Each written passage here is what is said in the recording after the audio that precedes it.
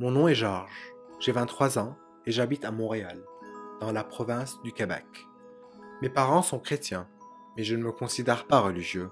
Vous vous demanderez alors pourquoi je porte une kippa. Je le fais par solidarité avec les minorités religieuses au Québec. Me voici en train de chanter.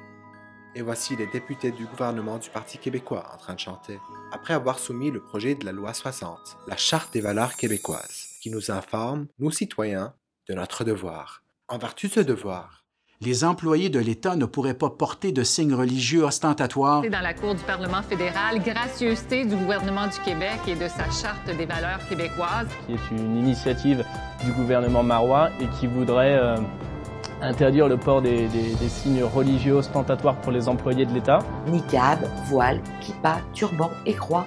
Hey, en passant, tu vois où on n'a jamais aussi souvent entendu le mot ostentatoire? Ostentatoire. Ostentatoire. Ostentatoire. Que c'est ça?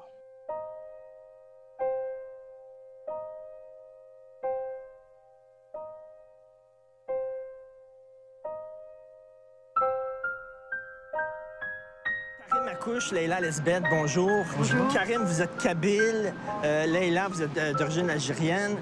Vous êtes deux néo-québécois pour la Charte. Est-ce qu'il y en a beaucoup? Parce que moi, ce que j'entends, c'est que c'est seulement les Québécois de souche et pure laine qui sont pour la Charte. Il y a beaucoup d'Algériens et de Kabyles, notamment des amis à moi, qui défendent avec vigueur la Charte. Mais le débat autour de la Charte dans les médias est passé d'un débat sur les signes religieux à un débat sur les femmes musulmanes qui portent le voile.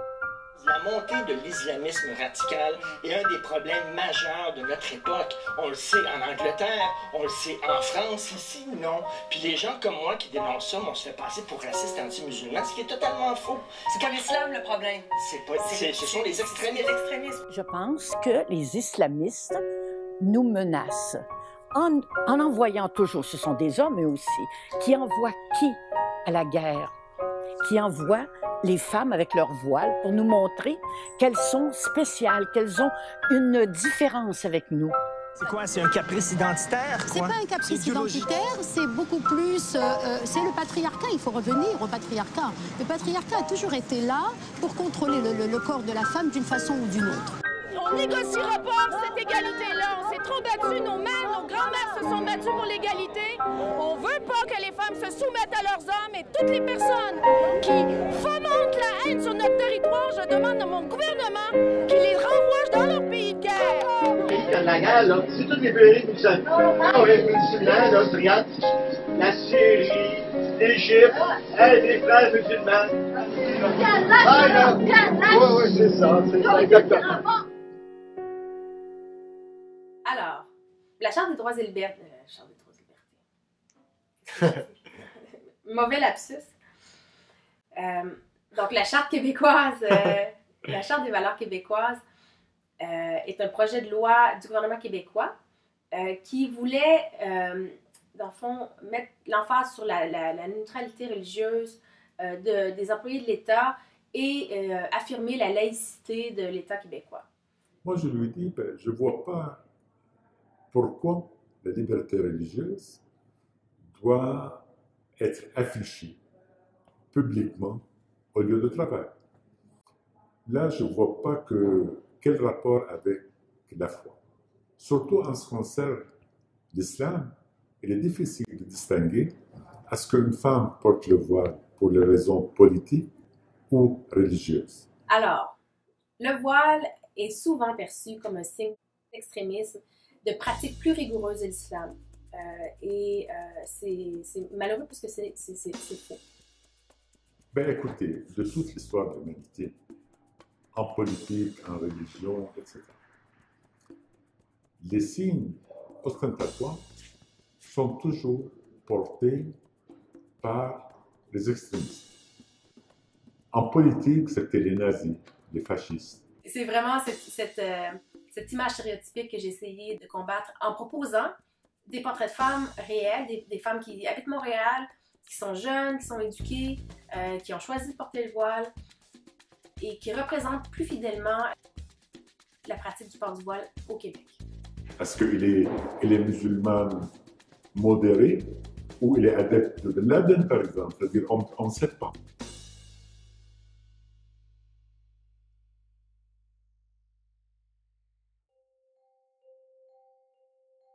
Tout a commencé quand j'ai rencontré Andréane à À New New York. York, dans le cadre d'une entrevue pour le programme de fellowship Ariane Rothschild. C'était une bonne première impression.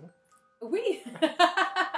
Un jeune Montréalais d'origine syrienne qui est en train de monter un projet pour la Syrie. Et donc, oui, une belle première rencontre. Elle m'a parlé de son organisation appelée Ceux qui nous voilent, dont la mission est de sensibiliser les non-musulmans à la réalité des femmes qui portent le voile au Québec. Elle m'a par la suite invité à passer une journée au Musée des religions du monde à Nicolet. Mon espoir, c'est que les gens qui prennent le temps de se déplacer, qui viennent à 10h30 le matin, un dimanche, au Musée des religions du monde de Nicolet, aient au moins l'envie d'ouvrir un peu leur esprit, puis d'écouter.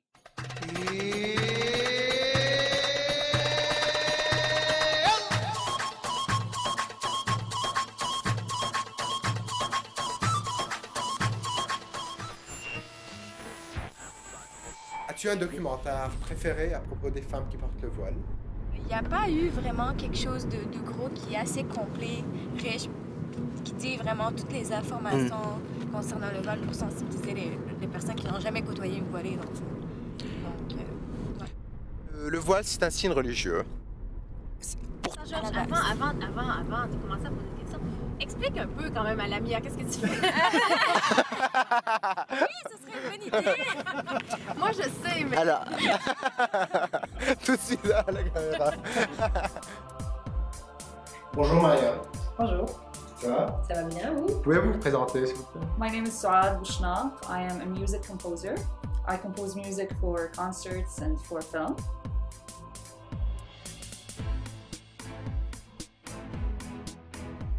Pour moi, l'islam, c'est une religion, encore une fois, de paix et d'ouverture. Donc, la communauté musulmane et plus spécifiquement les femmes musulmanes au Québec, je les considère vraiment des femmes ouvertes et inclusives. Et ça, c'est la façon que je les considère, mais c'est l'observation que j'ai faite au sein des différentes communautés musulmanes que j'ai fréquentées, que ce soit à Montréal, ici à Sherbrooke, la Rive-Sud, l'île de Montréal aussi, à Québec, à Trois-Rivières. Donc, j'ai fait un peu le tour du Québec, à Québec City aussi. Donc, c'est vraiment des femmes qui sont ouvertes d'esprit, très éduquées. I know a lot of women who wear hijab or the veil in Quebec. A lot of them are my friends, and a lot of them are students that I taught as well. And one thing that might surprise a lot of people, because it surprised me personally, is that I know around 25 of these women / teenage girls who wear the headscarf and their mothers don't wear it. I mean, my mother didn't wear the headscarf. It was a personal decision that I made, but I thought I was, you know, one of a kind doing this. Are you Muslim? Yes, I'm Muslim. I was born Muslim. I'm Muslim. I tried to be Muslim. What does that mean? That means being good to your fellow man. To me, being good to your fellow man, that is what our Prophet taught us. Being good to your neighbor, being good to the person on the street, treating them well, treating them with kindness. Le voile comme simplement un morceau de tissu, c'est sûr que le voile n'est pas une personne. Mais une personne qui porte le voile, c'est une personne qui est comme monsieur et madame tout le monde, seulement qui a fait un choix et un cheminement spirituel qui peut être différent des autres. The veil is a sign of extremism. Is it? Tell me, what do you think of this statement? Bogus. The first thing that comes to my mind is bogus. It's not a sign of extremism. Et comme quand on dit le voile c'est extrémiste, il faut se rappeler que l'islam c'est comme une grosse famille, ok? Il y a 1,, je sais pas combien de milliards de musulmans. Fait quand on a une grosse famille, il y a certaines personnes dans la famille qui vont faire des choses qui sont mauvais. OK, le cousin qui a, je sais pas moi, qui a volé une banque, puis là, il est en prison. Mais est-ce que toute la famille, ça veut dire qu'elle est mauvaise? Non. C'est sûr qu'en islam, on fait beaucoup la différence entre égalité et équité. Donc c'est sûr que là, c'est pas la même chose. Être égal, ça veut dire que les deux font les mêmes choses. Biologiquement, enfin je veux dire, comme je sais que les gens aiment bien quand on parle scientifiquement parlant, l'homme et la femme, ils ont des différences, que ce soit biologique, physiologique, ça on le sait, puis je crois qu'il y a personne qui peut vraiment le renier. Donc l'islam, justement, il prend en compte cette différence, il prend en compte les forces et les faiblesses de chacun, il fait en sorte que chacun a des devoirs et des droits qui sont compatibles avec les forces et les faiblesses de chacun. L'islam était une des religions, en fait, qui est allée chercher l'égalité, et je préfère utiliser le mot complémentarité. Donc l'homme et la femme dans l'islam sont complémentaires. A woman has the right to choose who she wants to marry. She even has the right to propose to a man. So unfortunately, what Islam was, and when you look back at the golden age of Islam and what it is today, there's a huge difference. This being said, there are many Muslims in the world who do apply these things. I mean, I don't know a single woman who was, you know, who went through an arranged marriage or a forced marriage. And unfortunately, it's these normal Muslims who are, you know, leading everyday lives in a normal way while abiding by Islamic law. You don't see them on TV. My daughter married a French Quebecois man, my eldest. So I have no problem. It's their life. So it wasn't a problem? Not at all. Listen, they're growing up over here, they're living here, they are going to marry people from here. And I think that's the only way to world peace, if you intermarry. In my eyes, it's the only way to world peace. Indeed. And documentaries. Yeah. And documentaries. As-tu des amis gays? J'ai eu plusieurs amis gays. Dans ma troupe de danse, c'était tous des gars gays. Puis c'est des personnes que je respecte beaucoup. J'ai des amis qui sont homosexuels et on s'entend très bien. Et la chose qui nous unit, en fait, c'est de comprendre c'est quoi être différent dans la société d'aujourd'hui. Parce qu'on n'est pas nécessairement accepté par tous ou compris par tous. C'est sûr que être homosexuel ou être voilé, c'est pas la même chose. C'est un choix pour moi d'être une personne voilée. Mais ça fait en sorte que je suis une minorité dans une société où est-ce que le voile n'est pas nécessairement accepté par tous. Une fois arrivée au Musée de religion du monde, Andréane m'a montré l'exposition sur le voile qu'elle a coordonnée. J'ai rencontré plusieurs femmes ce jour-là. Le port du voile, si je fais plaisir à quelqu'un, mon père, mon conjoint, mon frère, ou même ma mère qui n'est pas un homme, mais juste pour lui plaire, non, ça serait pas pur à mon sens. Puis je finirais par l'enlever un jour. Puis j'ai rencontré Jean-François Royal, directeur du Musée des religions du monde à Nicolet. Quelle est la mission du musée? La mission du musée, ben, ça donne bien. Juste ici, je vais vous la lire. En fait, c'est partager les fondements des grandes traditions religieuses mondiales afin d'en favoriser une meilleure compréhension et de développer une plus grande tolérance face à la différence. Et bien sûr, là, dans vraiment le monde contemporain, 21e siècle, c'est tous les débats autour du voile dans le monde. Ça a commencé avec la France lorsqu'il y a eu donc la loi sur l'interdiction des signes religieux. Là, on est dans le débat sur la charte.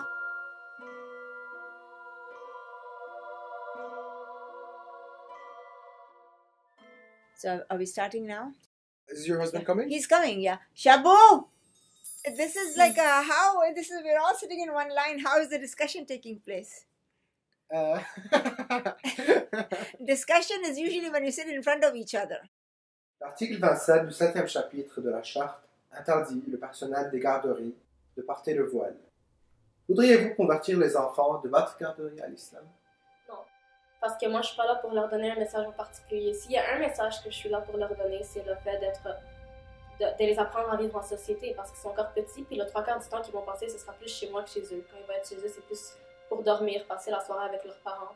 Donc moi, le message que je leur transmettrais serait plus être gentil, être poli. If I work in a public sector, why would I discriminate? I'm a public servant. My job is to give service. So I'm not going to discriminate like that. It is like bringing some racist laws into schools. Because all these laws which the West, and especially North America, evolved was not to be racist. you know, that you cannot discriminate.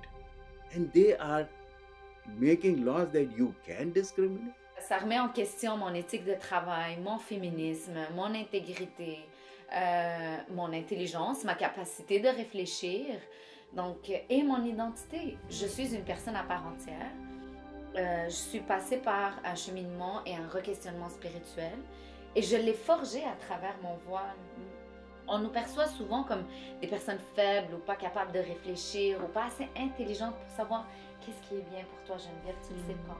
Moi, je vais te le dire. Dis-moi le Ouais, je suis là pour te sauver, ok? C'est ça, le truc de sauver. C'est ça. J'ai pas besoin d'être sauvée. Là. Mais non, mais il y a un truc que tu n'as pas compris, c'est que tu le sais sais pas pas, encore. tu le sais pas encore que tu as besoin. Tellement besoin d'être sauvé que tu n'as aucune conscience. C'est ça, exactement. La kippa pour le juif, le turban pour le sikh et le voile pour les musulmans, qu'est-ce qu'ils ont en commun? C'est que c'est pas un symbole. Non. On le met pas pour montrer qu'on est juif, ou qu'on est musulman, ou qu'on est sikh. On le met pas un jour, on l'enlève un autre jour. On s'en rappelle, c'est pas grave. C'est pas un collier, c'est pas une bague, c'est pas quelque chose qui s'enlève, c'est pas un symbole.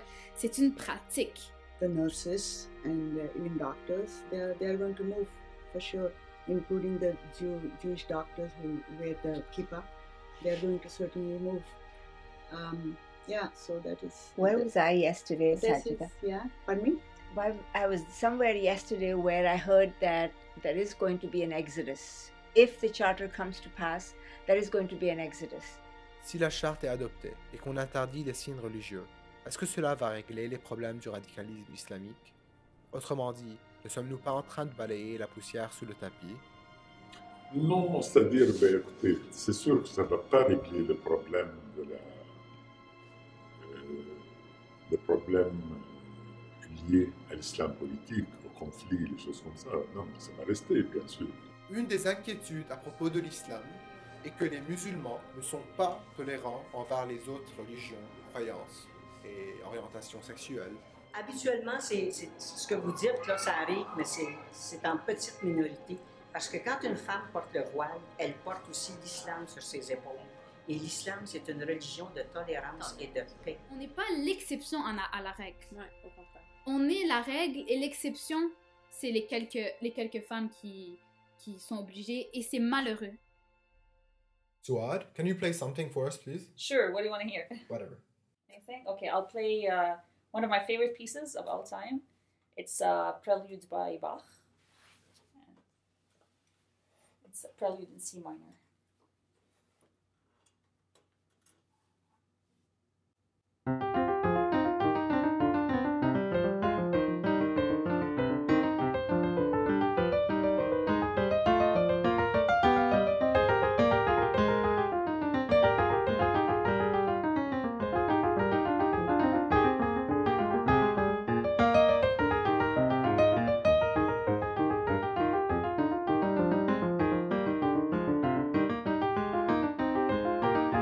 J'espère pour le Québec qu'on va réussir à aller au-delà des différences perçues pour comprendre que on partage beaucoup de choses avec les musulmans, on partage beaucoup de choses avec les femmes qui portent le voile, que les valeurs d'égalité homme-femme, que les valeurs de laïcité sont partagées également par les femmes qui portent le voile.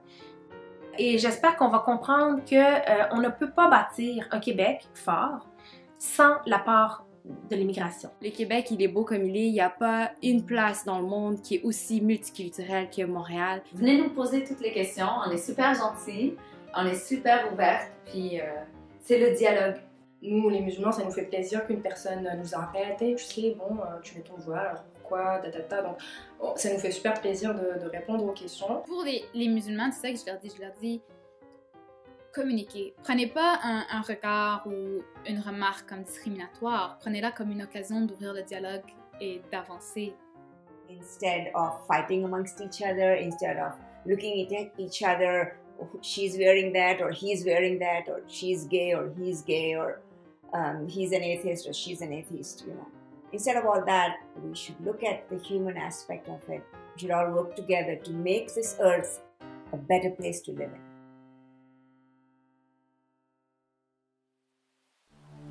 Je me suis rendu au sein d'une manifestation contre la charte qui était somme toute modeste puisqu'il pleuvait. Alors j'ai rencontré quelques manifestants et nous nous sommes réfugiés sous un arbre. There's a kind of irony involved in this Charter of Quebec Values because as bad as it is, it's doing something very unique and positive for the minority religions in that it's uniting us. We are all against this charter. Présentement, moi, je travaille dans le réseau de la santé et je risque de perdre mon emploi. Après tant d'années que j'ai travaillé, j'ai donné dans le réseau. Ça fait 10 ans que je travaille dans le réseau de la santé. That means if I'm a doctor, engineer, I cannot work with any public sector. It takes away the right from education that I have achieved in Quebec or abroad. Sus amigos reaccionaban de manera negativa cuando aprendieron que se convertía al Islam. ¿Al Islam? No, no, porque la mayoría me conocen. Saben mi carácter, saben mi personalidad como soy y que nadie me puede imposar algo a mí. Mis amigas que me conocen desde chiquita saben la Marlene que soy. Y si yo decidí de ser musulmana es porque estoy convencida. Is that dangerous? Huh? Is the kippah dangerous? That's a good question. It's made out of cloth. Even if I were a ninja and I would throw it at somebody's neck, I don't think it would make a dent. Do you mind if we remove it? Just so we can see what's under it? Right now, Yeah. I would definitely mind removing it. In our free and democratic country, everyone has the right to self-expression, whether it's linguistic expression or religious expression. Because it's one of my dress codes. It's like asking someone, take your clothes off. The PQ is trying to deny us this basic civil right. Et c'est pour ça que je suis ici aujourd'hui.